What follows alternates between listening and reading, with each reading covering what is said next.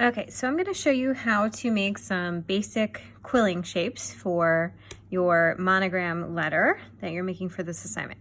So first thing I'm going to do is go over the materials that you'll need for this. So you obviously need your letter that you have drawn out, and you want to make sure your letter has space inside of it, because this is where you're going to glue your quilled forms on the inside of here. Some can go on the outside too, but you want the focus to be inside your letter. So you have to have space in here to make sure you have area to glue down your quilled forms.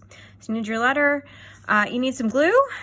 Glue stick will work, but I find that a glue bottle works a little bit better, but if all you have is your glue stick, that'll be fine. You need your paper strips. So if you look at mine, they're a little thin. All right, I tend to like these a little bit better because I can get more detailed quills with something like this. But even if they're a little thicker, if they're about this thick, a half inch, right, that will work just fine. So you just don't want to make sure, you want to make sure that you don't want to have like 2-inch strips or 1-inch strips. You want to have underneath a half of an inch ish, and you want to try to keep them pretty straight. So if you look at the edges of my paper, it's straight. It's just going to make this a little easier to glue down when I go to glue it to my actual paper. And then last, you don't have to have a toothpick or a needle, but this is a little helpful for getting the rolling started when you're doing the quilling. So I like to have this just to get my quill started, but you can do this without any kind of tool. You can just do it with your fingers. I just find this a little easier to work with when I'm making the quills. So there's a couple different shapes that I'm going to show you, which are also on your slides. There's a photo of all these shapes. I'm going to go through how to do a variety of them, and then just show you the techniques to create each one. So as you're working, you want to try to get a variety in your letter as well. You don't want to just, repeat the same shape again and again and again, because that's boring. So try out some different things. So first thing we're going to do is make the tight coil. So if you're doing a tight coil, it's basically the entire strip rolled up really tightly. So to start it out, I like to use a toothpick. I put just the end of it on the toothpick, and I kind of like squash it over so it's hooked over the side a bit.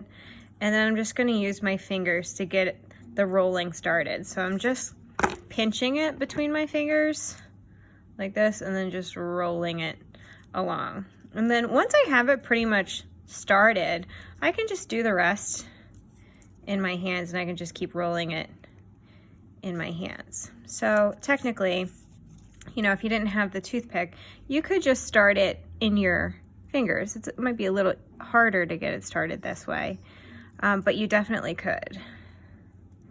Right, and then you just roll this up, and you want to try to keep the coil tight as you go, so you're not letting any of it unravel in your fingers. You're just keeping it wrapped tight. So I'm just rolling it along. I'm using my pointer finger and my thumb to roll it. If it comes loose, you might see I just accidentally let it go. If it comes loose, right, it's gonna look like that. You can just hold and like pull, and you'll get it tightened back up again. So I would just do this for the whole strip. So you're just gonna pull this tight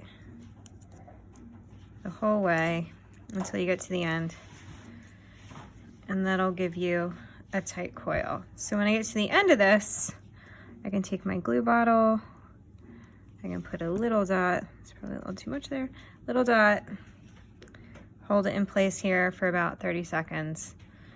All right, and then once I had what I wanted, I could glue it inside my letter here.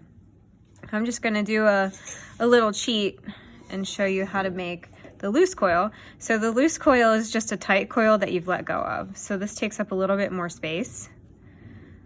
All right, it's a little wider. So tight coils are good for small areas. If you wanna have a smaller section covered, like maybe you have a corner where it's a little gap, and a big loose coil isn't going to fit in there, you can put in a tight coil. All right, and then you just want to make sure you hold it down for a bit so it sticks in the end, and you'll have your tight coil. So if I wanted to glue this down, I could put a little glue onto my paper. I have some excess on my finger, so I'm just going to put that there and stick it. All right, my edge is popping open a little bit because I didn't hold it long enough. I'm trying to be quick. So generally you want to grab onto this for about 30 seconds or more. I'm just being impatient. Not cool of me. All right, and I would have some glue down and I could stick it down there.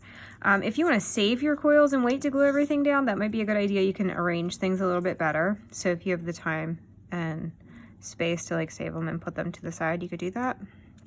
Or if you have a plan for where you want everything to go, you can kind of figure out what works best for you.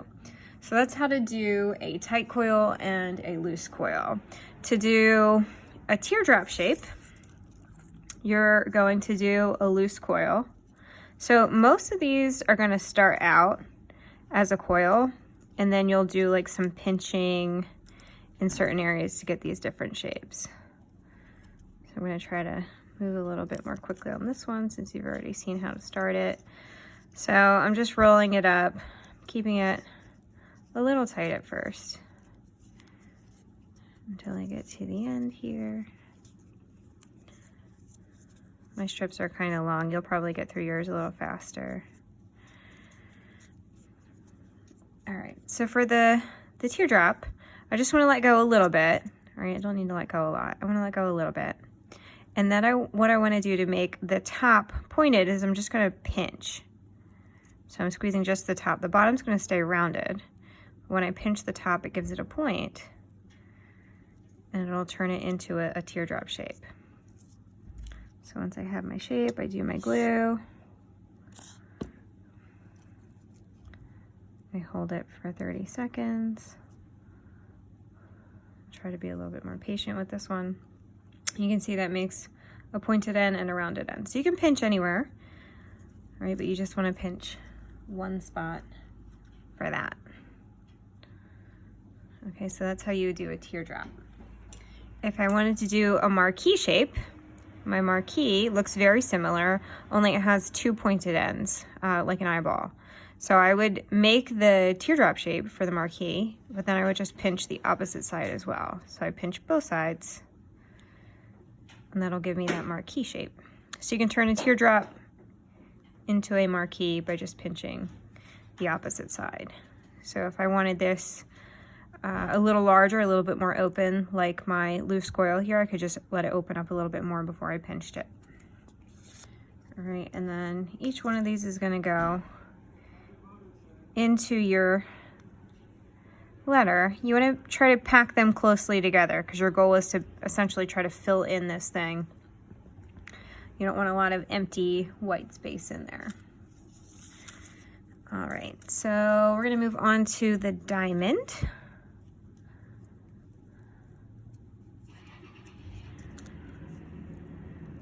And the diamond shape, all of these are going to start with that coil.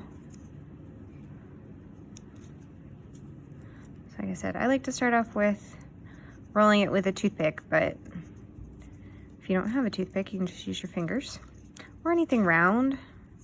A pencil is a little bit bigger, but might help you start it.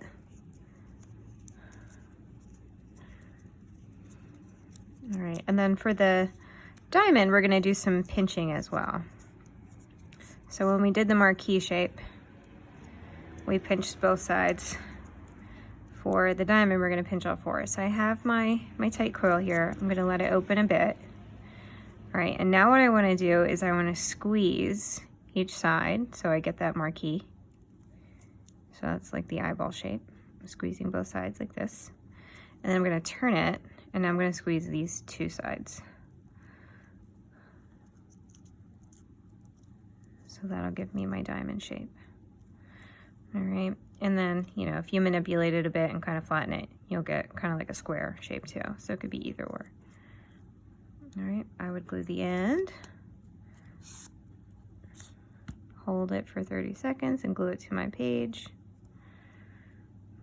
I'm trying to be a little faster so you guys don't have to watch a 30-minute video here. All right, but you want to take the time to make sure it's secure before you glue it down. That's my diamond shape. Triangle is very similar, only instead of pinching all 4 sides, you're just gonna pinch 3.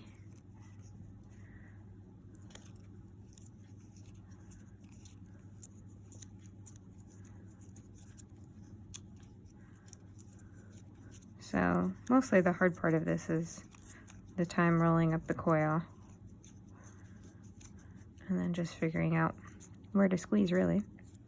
All right, so for the triangle, I open it up a little bit, let it do its thing, open up. Don't let the whole thing go, otherwise it's gonna totally unravel. All right, and then I just pinch one end for the top, so like my teardrop. And then the other 2 ends I pinch for the bottom to make the triangle. So that'll give me a triangle. And the next one on the list was a square, but you know, that's very similar to the diamond. All right, so if I wanted to make a diamond, I would pinch the 2 ends and the 2 sides here.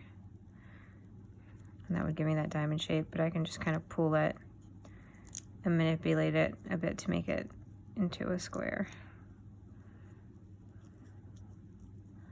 So very similar to the diamond, only you just stretch it out to make it a little bit more square-like. All right, and that'll give me my square. All right, so it's all about where you pinch. So if you're doing a diamond or a square that has 4 sides, you're gonna do 2 pinches on one side and 2 on the other. If you're doing something like a triangle that's 3-sided, you would pinch 3 times.